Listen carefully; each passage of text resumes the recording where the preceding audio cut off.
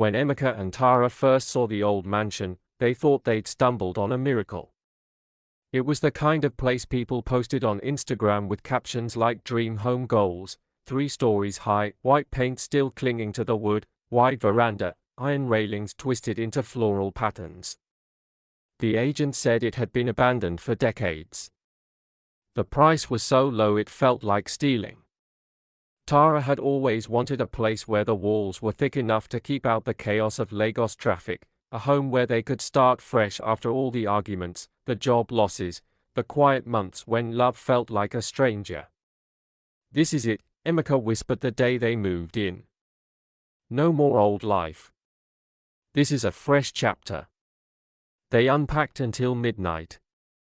The air was cooler than they expected, the house oddly quiet, as if the world outside had been muted. Tara was carrying a box to the kitchen when she froze.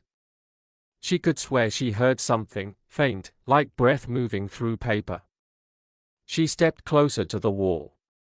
"Don't trust him," a voice hissed. She spun around. Emeka? He was upstairs. Tara stood still for a moment, heart hammering. The voice didn't come again. She told herself she was tired, maybe imagining things after the long day. The whispers returned 3 nights later. Emeka was reading in bed when the voice came again, low and urgent. "Ask her about the missing money." He sat up, frowning. "Tara?" She was brushing her hair by the mirror. "What? Did you just say something?" She looked at him through the reflection. "No." "Why?" The tension began as a seed, small but sharp.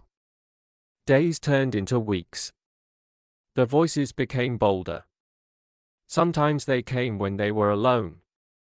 Sometimes when they were together. "Ask him about 2017, the wall breathed into Tara's ear one afternoon. The year rang in her head like a bell. 2017, the year Emeka had vanished for 3 days without telling her where he went. He had claimed it was a work emergency. She had believed him. Mostly. That night, she couldn't stop herself. "What happened in 2017, really?" she asked.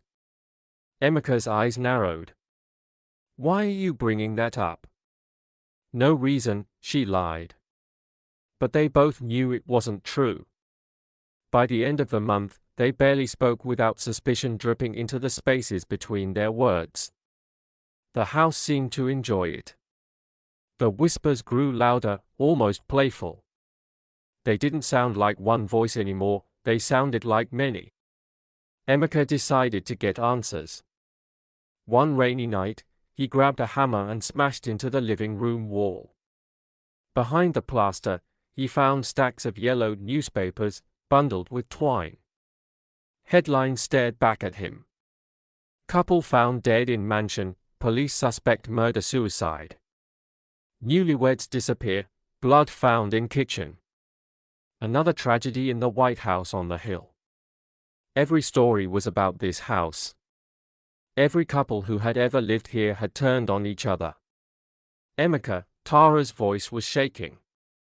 "We need to leave." But the whispers were laughing now. Louder. Closer. They left before dawn, without packing. As they drove down the winding hill road, Tara looked back at the mansion. She swore she would never tell Emeka this, but she saw the house tilt slightly, as if the windows were smiling. And somewhere deep inside the walls, a voice whispered, "Next time."